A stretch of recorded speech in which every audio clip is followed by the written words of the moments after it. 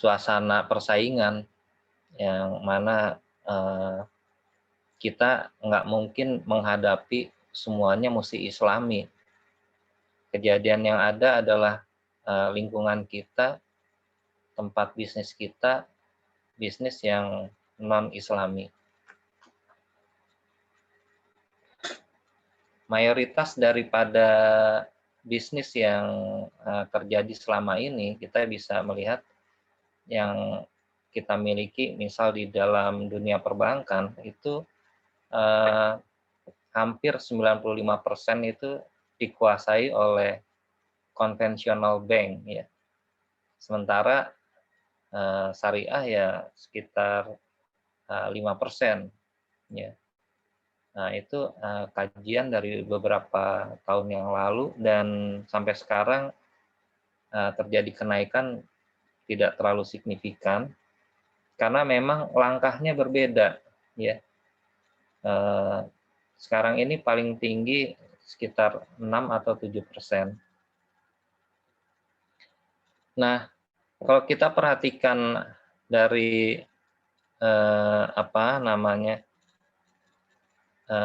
lingkungan persaingan, kita melihat di sini ada persaingan itu, kita memiliki pesaing cukup banyak, tapi juga kita memiliki pelanggan, ya.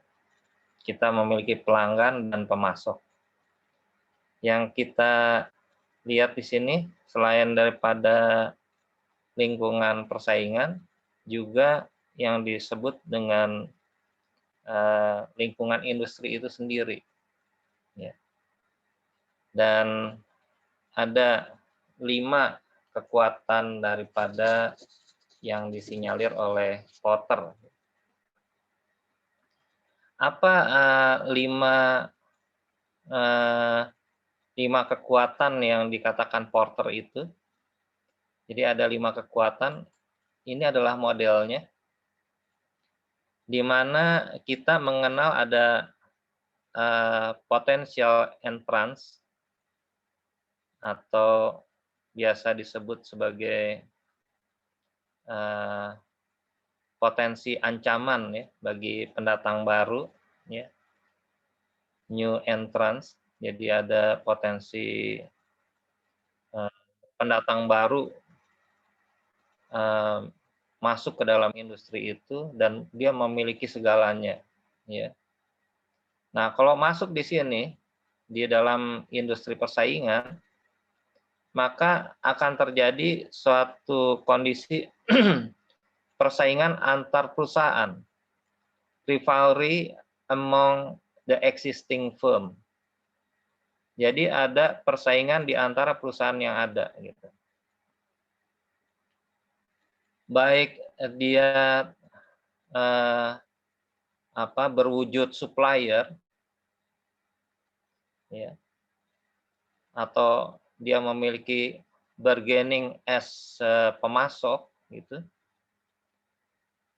memiliki kekuatan tawar sebagai pemasok, tapi juga ada yang berwujud sebagai kekuatan tawar atau daya tawar sebagai dia pembeli, gitu. Baik pemasok maupun pembeli ini akan berkompetisi untuk memperebutkan persaingan di dalam industri yang sejenis. Yang ketiga, ada faktor lain, adalah faktor yang dikatakan sebagai substitute atau disebut sebagai, kalau produk itu produk pengganti, di sini substitute, atau kalau layanan pengganti, dia sebagai substitute.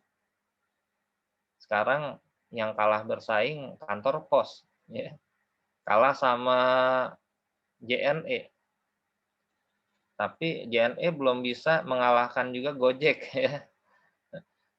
Untuk jasa layan antar itu belum tergeser itu, ya, kira-kira masih Gojek kalau menurut saya, masih lebih praktis. Nah, inilah yang disebut dengan trade threats of substitute product or services, ancaman pada produk atau layanan pengganti.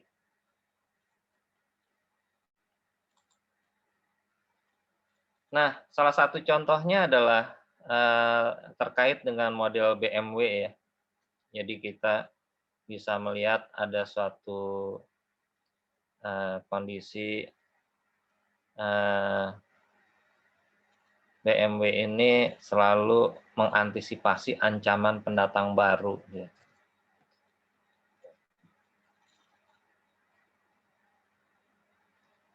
Ya, walaupun dinilai ancamannya sangat rendah, tapi itu merupakan ancaman untuk memasuki pasar otomotif. Ya. Dia menilai sebagai very low di sini, sangat rendah. Untuk masuk ke situ, BMW masih bisa menang. Ya. Nah, ini merupakan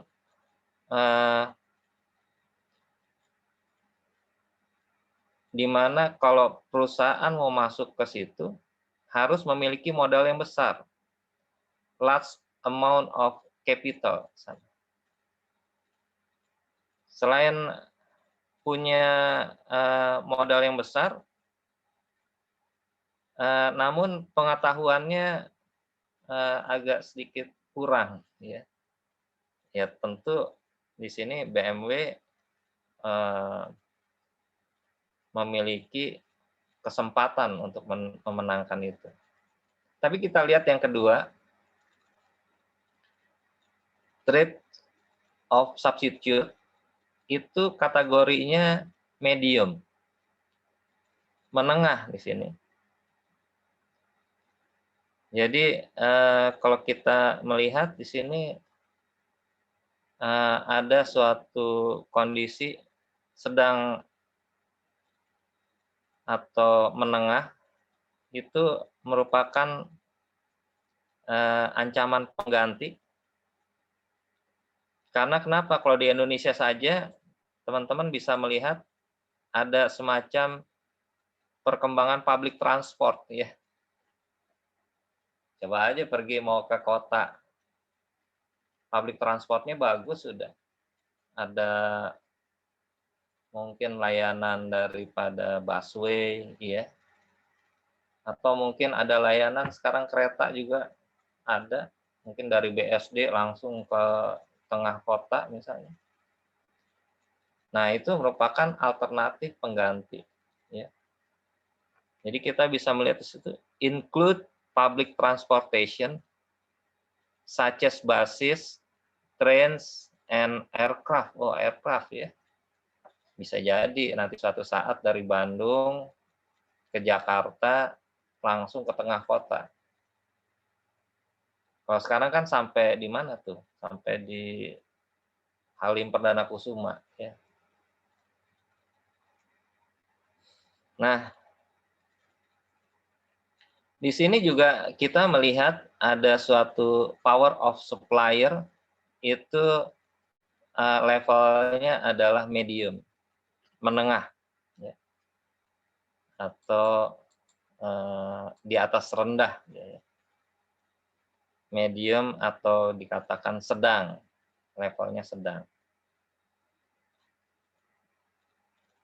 Melihat daripada ini, some suppliers, ada beberapa pemasok yang mungkin ada ukurannya lebih kecil dan kategorinya tidak memiliki kekuatan, ya, atau kekuasaan. Bisa dikatakan baik itu terhadap harga ataupun terhadap bagaimana produk itu didistribusikan. Ya. Oleh karenanya, dia memiliki suatu kekuatan yang dapat dikatakan tidak banyak. Ya. Banyak komponen kecilnya. Ya, jadi kita bisa menilai bahasanya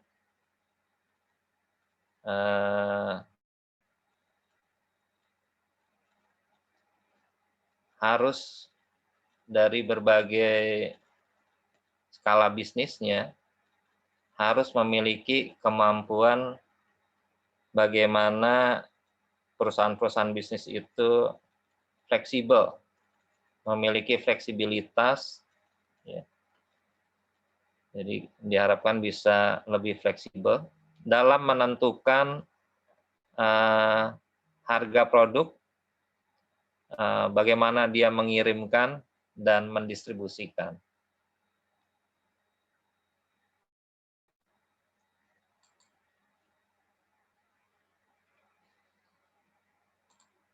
Ya, ini level yang tadi digambarkan oleh BMW, ya, yang dijabarkan oleh Porter. Nah, terkait dengan ancaman kepada pendatang-pendatang baru, kita melihat di sini umumnya pendatang baru itu sangat terkait kepada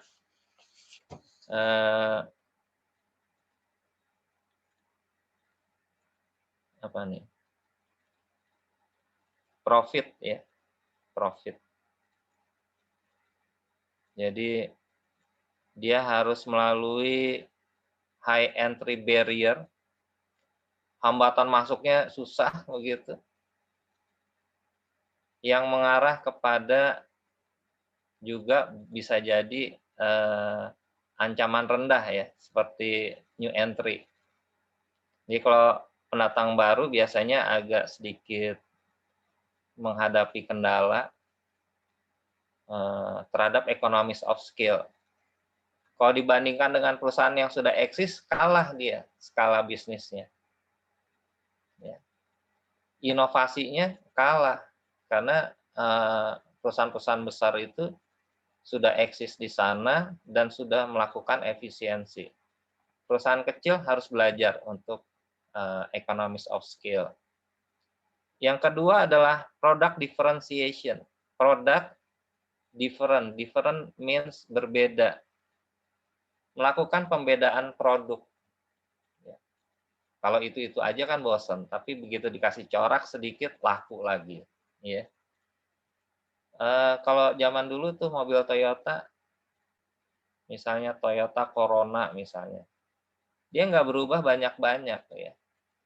Paling dikasih molding di samping kanan kirinya, dibedakan itu.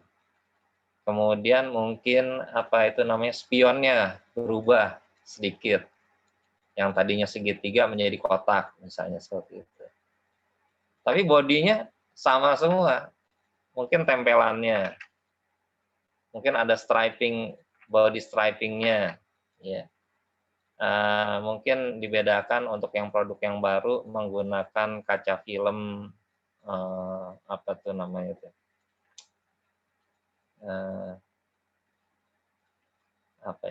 ada jenisnya tuh, ya, saya kok udah banyak lupa ini ya mobilnya. Nah itu misalnya, ya. Pikul. Ya, pikul, iya itu saya mau sebut pikul tadi. Udah mulai banyak lupa, ya, mohon maaf ini. Betul, pikul. Nah, itu adalah product differentiation. Bodinya sama, mesinnya sama, dibedakannya sedikit-sedikit. Yang tahun kemarin nggak pakai jok kulit, sekarang pakai jok kulit, misalnya. Ya. Kemudian ada capital requirement, ada kebutuhan terhadap capital, modal. Segala sesuatunya butuh modal. Semakin dia baru, dia membutuhkan modal yang cukup besar. Tapi bagi perusahaan yang besar, untuk melakukan efisiensi, dia lebih mudah. Ya.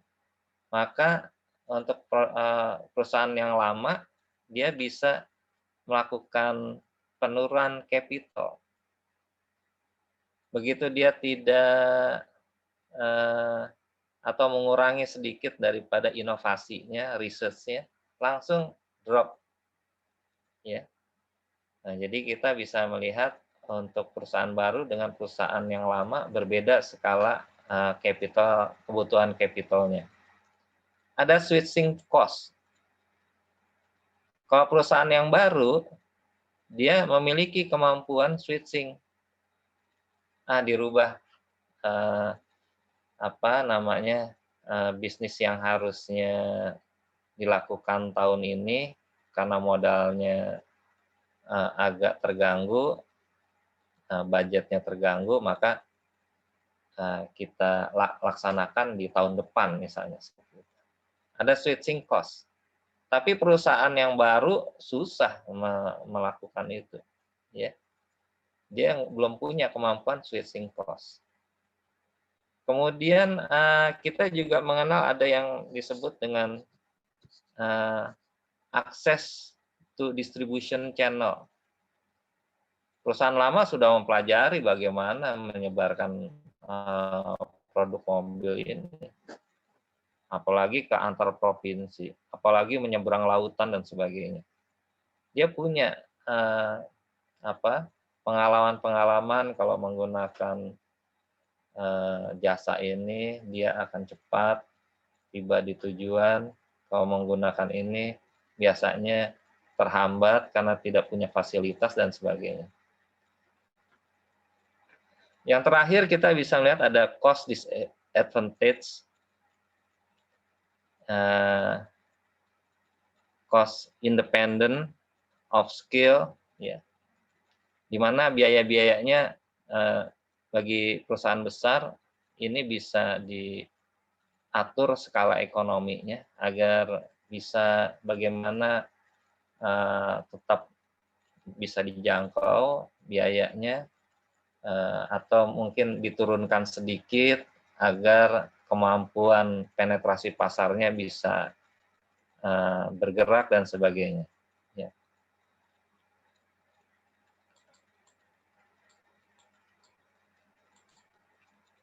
Di sini juga kita bisa melihat ada bargaining power of buyer, di mana pembeli itu juga memiliki kekuatan tawar, ya, atau daya tawar.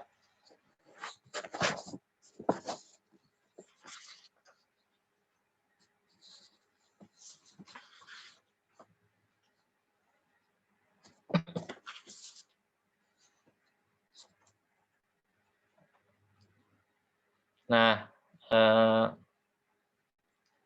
kelompok buyer biasanya memiliki ancaman begitu. Bisa menjadi suatu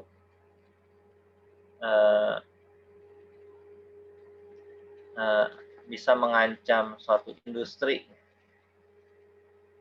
Jadi bisa mengancam suatu industri. Kalau mobil mungkin bisa menjadi ancaman.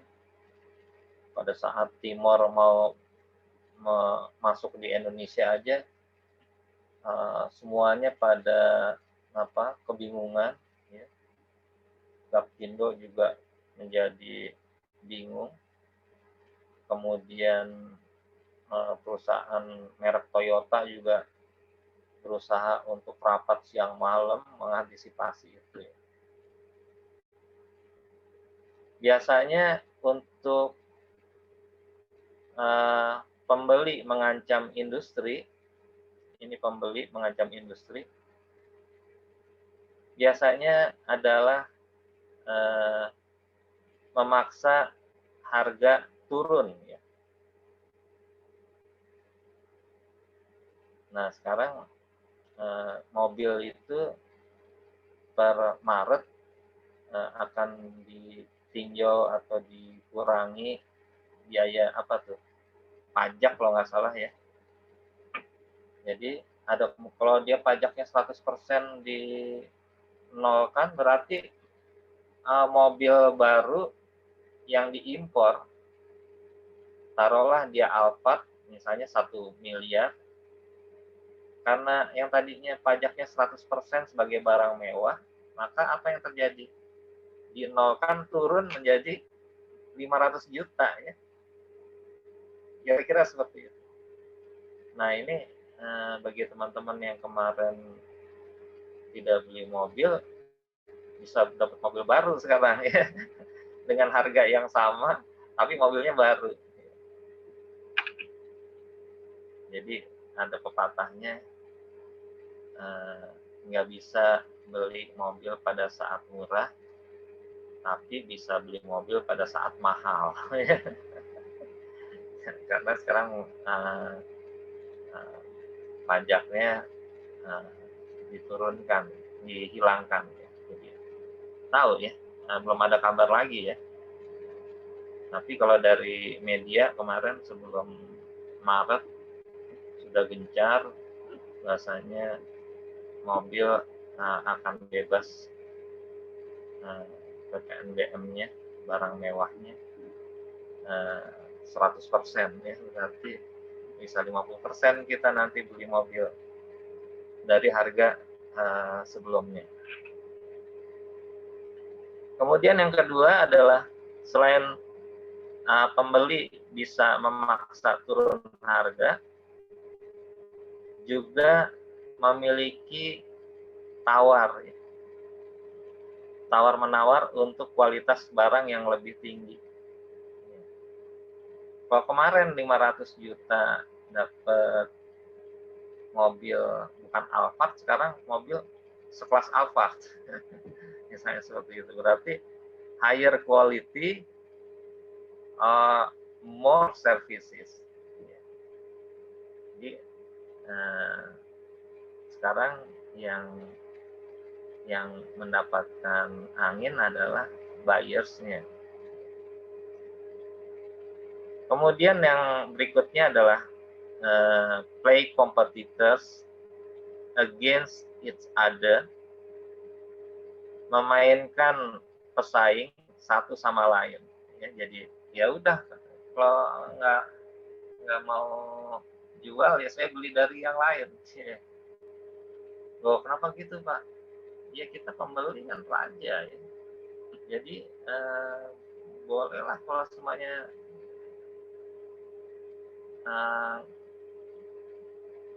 pedagang nggak mau jual ke kita, ya kita cari pedagang lain. Ya, gitu. Ini bargaining power of buyer.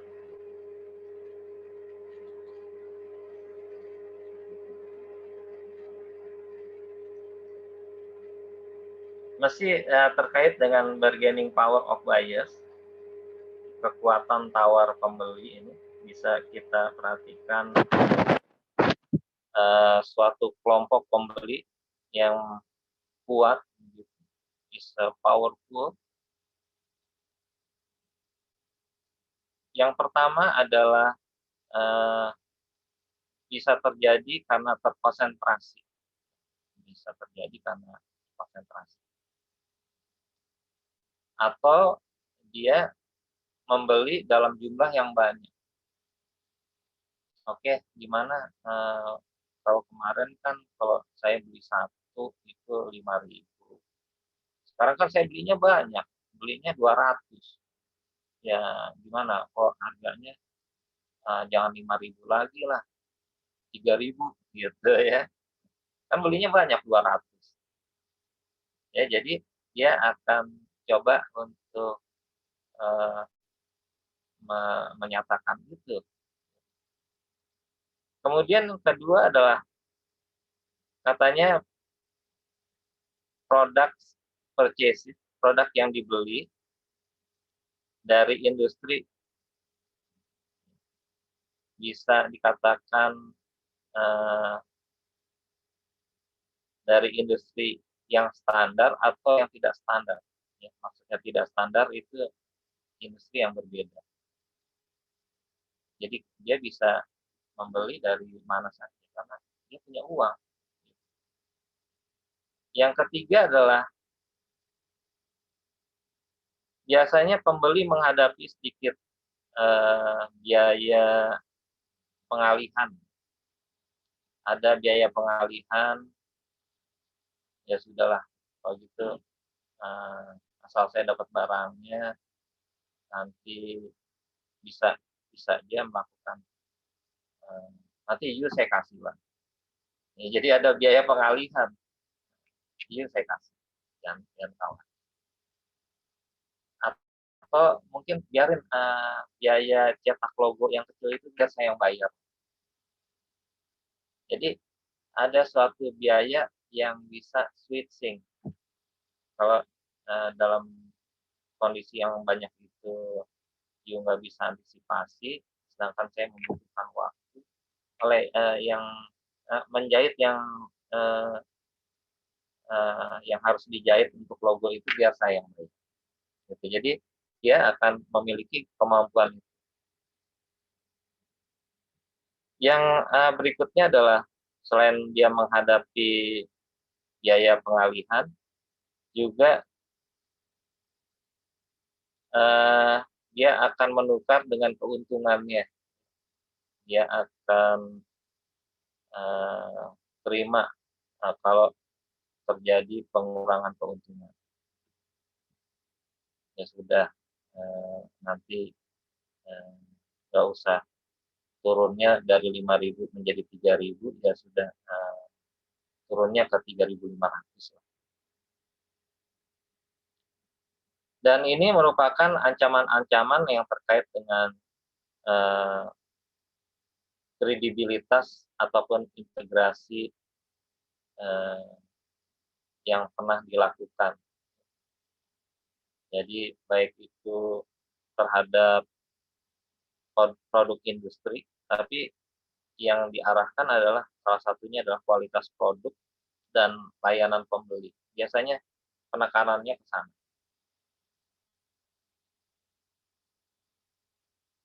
Dia akan mengharapkan kualitas produknya tetap, dia mengharapkan layanan kepada apa yang sudah dibeli sama dia bisa segera diantar, bisa segera dikirim tanpa ada kekurangan atau kecacatan.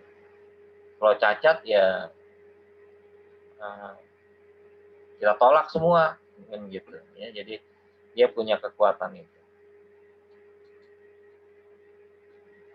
Bagaimana kalau kekuatan itu berada pada pemasok? Bargaining power-nya ada di pemasok, ya. Jadi teman-teman bisa melihat di sini pemasok. Kalau kita perhatikan pemasok, maka supplier itu juga punya kemampuan. Di antaranya adalah kalau satu pemasok melakukan itu, maka dia secara grup bisa melakukan hal yang sama. Umumnya adalah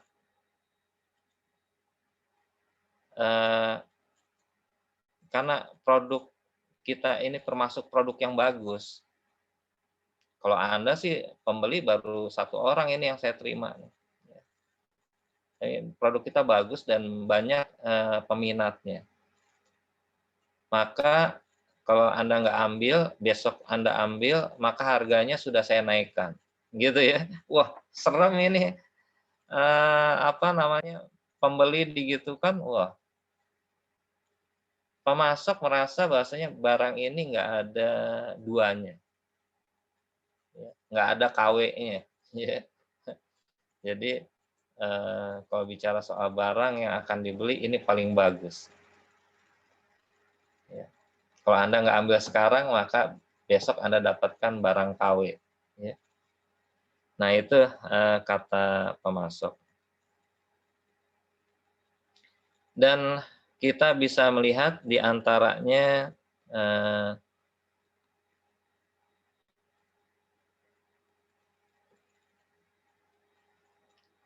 grup pemasok itu menjadi sangat kuat. Ya. Dan biasanya dengan dia berkumpul, terjadi konsentrasi kekuatan daripada industri ini, termasuk dia mampu mengendalikan pembelian. Dia bisa menjual kepada siapa saja yang dia mau. Dia kalau bisa menolak ya, menolak dari perusahaan yang dia rasa tidak menguntungkan ya. Jadi ini salah satu kekuatan daripada pemasok.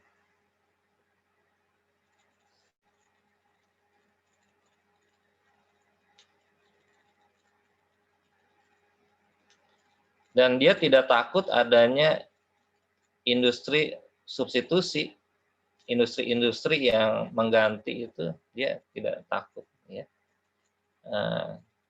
Karena dia tahu kualitas barangnya nomor satu dan dia tidak merasa khawatir ada industri yang mengganti produk atau mereplace produknya atau sebagai pesaingnya lah gitu. Berarti dia sudah sifatnya perusahaan ini mengarah kepada monopoli, oligopoli, ya, mengarah ke oligopoli. Dia tidak takut ada persaingan. Paling nanti cari-carinya ke saya lagi, gitu ya, dia punya kekuatan itu. Kalau kelapa sawit boleh, silahkan beli aja kemana-kemana. Tapi kelapa sawit yang dari Sumatera adalah yang paling bagus. Silahkan aja sekarang mah jalan-jalan dulu, tur aja dulu, ya. Tapi nanti di dalam pertimbangannya kami persilahkan Bapak Ibu yang berbisnis kelapa sawit untuk mengunjungi kita lagi. Ya, gitu ya. Karena dia tahu hanya yang di daerah Sumatera yang bagus. Itu kalau kelapa sawit. Ya, kalau seumpamanya misalnya anyam-anyaman, ya yang terkenal di Tasikmalaya, ya pasti industri anyam-anyaman yang akan dicari yang dari Tasikmalaya. Bisa bikin tenda, bikin apa namanya tikar, ya, bisa membuat apa tuh namanya dinding, ya, dinding itu biasanya dari Tasikmalaya. Sekarang bisa bikin bag juga, apa itu tas, ya, tas, ya. Bagus tasnya.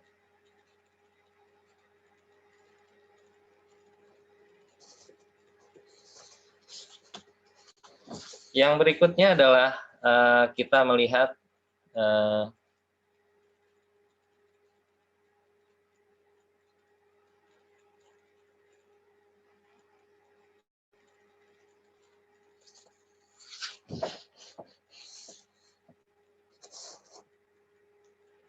yang kita lihat adalah the bargaining power of supplier, mesti kita bahas ini.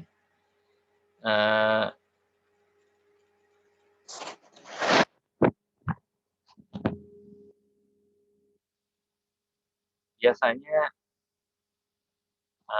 produk pemasok ini bisa dikatakan penting bagi pebisnis. Jadi daripada kita nyari-nyari, kalau udah ada komunitasnya dia jual itu, kita bisa ke sentranya aja. Tentu dari pemasok, kalau dia sudah kenal kita, harganya bisa lebih murah. Jadi bagi si pembeli juga merasa big deal bisnis begitu ya, satu bisnis yang bisa diharapkan begitu. Di sini juga kita bisa melihat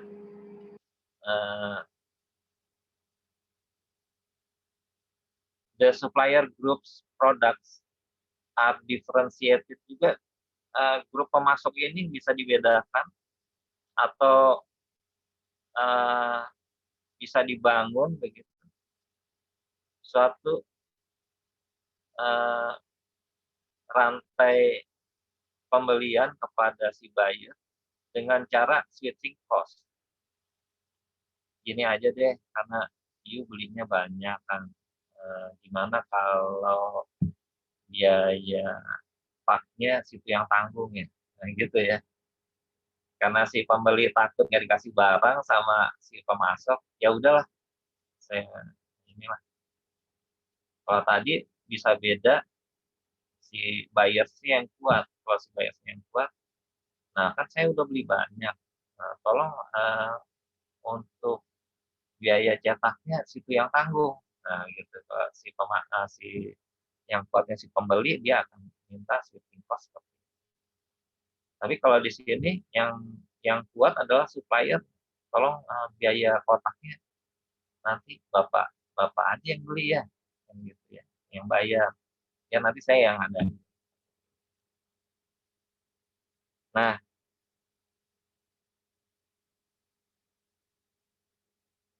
semakin dia ibarat kata apa itu namanya, apa ya, sapu sapu lidi. Kalau satu itu kuat, dua lebih kuat, kalau satu bendel begini semakin kuat.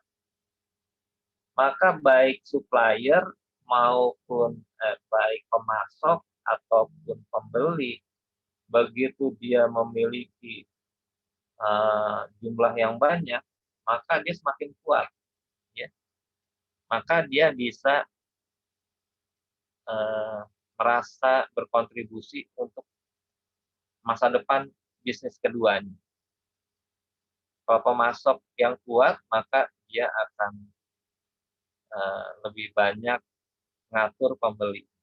Kalau pembelinya merasa lebih kuat, maka dia akan mencoba mengatur jalannya bisnis kepada si pemasok.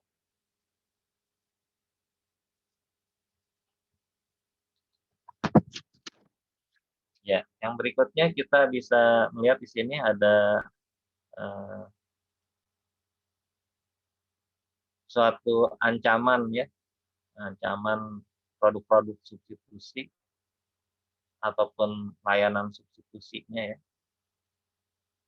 Biasanya yang akan terancam adalah apanya?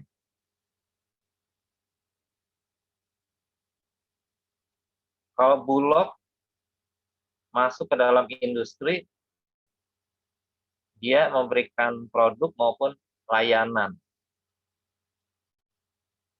Bulog akan memberikan ceiling price. Ceiling itu apa, plafon ya. Ceiling langit-langit gitu. Kalau langit tinggi, kalau langit-langit yang di dalam ruangan. Nah, harga plafon itu harga yang tinggi. Tapi yang kedua ada yang disebut dengan harga floor. Floor itu yang kita injak ini ubin ya, floor price.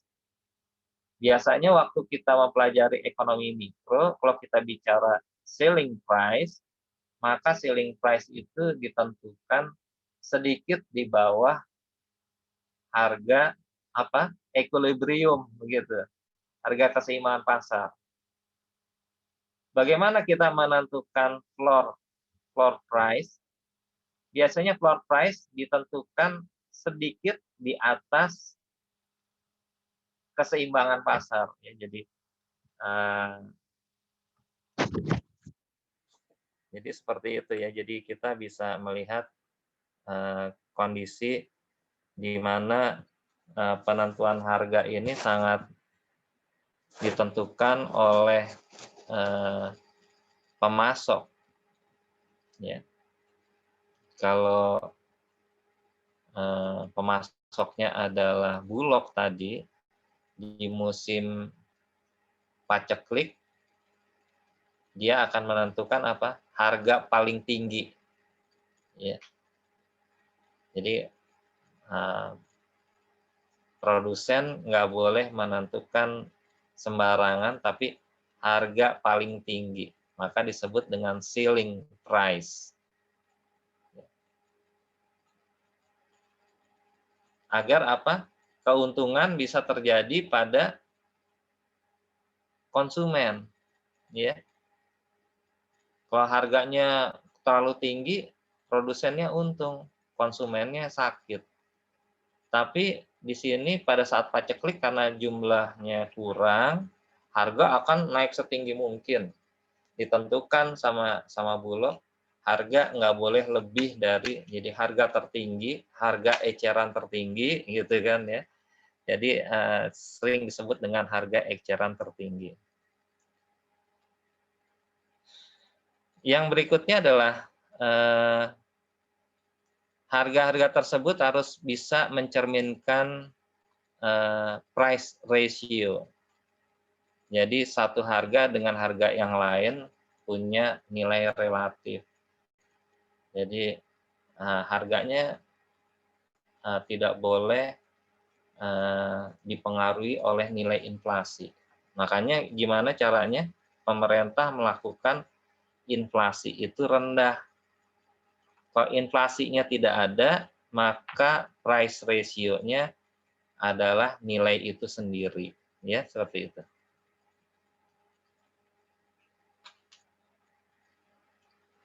Ya, silakan kalau ada yang mau bertanya terkait ini. Kalau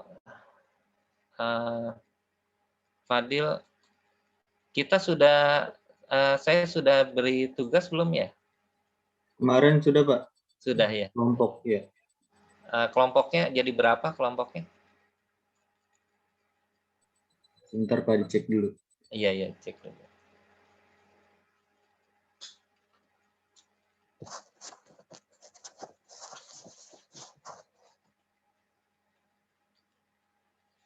Ya, di dalam manajemen strategik ini teman-teman mesti menggunakan juga pengetahuan ekonomi mikronya ya. Jadi ekonomi mikro mungkin pernah diajar sama Pak Antio mungkin ya. Itu jangan sampai dilupakan. Mesti sejalan. Ya kalaupun kita di prodi syariah ya, tapi hal seperti ini masih terjadi. Ekonomi kita adalah dual economic system, ya, yang mana ekonomi Islam yang ada di Indonesia tetap mempertimbangkan ada ekonomi konvensional yang persentasenya mesti lebih besar daripada potensi ekonomi Islamnya ya. Jadi teman-teman harus jangan sampai dilupakan. Kita beruntung kita bisa memiliki dua pandangan ya. Kalau dari jurusan lain pandangannya cuma satu, yaitu yang konvensional. Jumlah grupnya berapa jadi? Untuk jumlah grupnya ada 5 Pak. 5 kelompok. Ada 5 ya? Iya. Iya, nanti tugasnya kan ada menjelang UTS dan menjelang UAS ya. Iya Pak. Kalau ini pertemuan 4 berarti minggu depan pertemuan 5, minggu depannya lagi udah kita presentasi ya. Mungkin dari kelompok 1 sampai dengan kelompok 3, kelompok 4 dan 5-nya di minggu yang berikutnya. Kemudian grup yang sama juga punya tugas dari buku yang sama untuk menjelang UAS-nya ya, jadi seperti itu. Kalau tidak ada pertanyaan untuk siang ini, maka saya cukupkan sampai di sini. Izin bertanya, Pak. Insya Allah kita ketemu lagi minggu depan. Izin bertanya, Pak. Iya, silakan. Terkait presentasi per kelompok, kelompok 1 sampai 5. Untuk pembagian materinya seperti apa ya, Pak?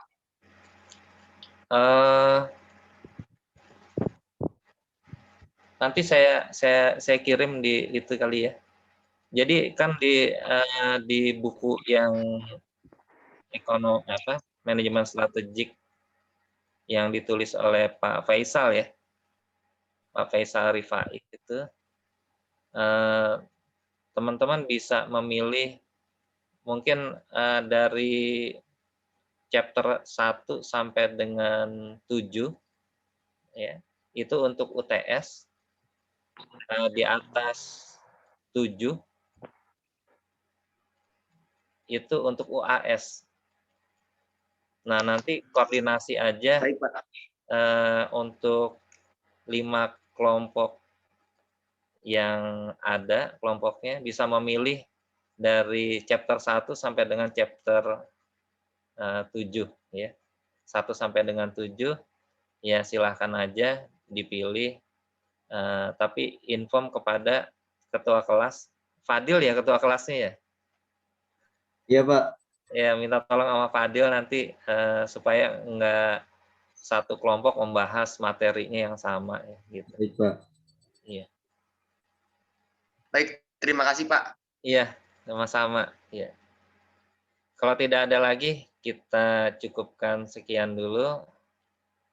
Sampai ketemu lagi minggu depan. Mohon maaf lahir batin. Assalamualaikum warahmatullahi wabarakatuh. Waalaikumsalam warahmatullahi wabarakatuh. Waalaikumsalam warahmatullahi wabarakatuh. Mohon izin pamit ya. Ya, Pak, Terima baik. kasih, Pak. Terima kasih, Pak. Pak. Masih, Pak.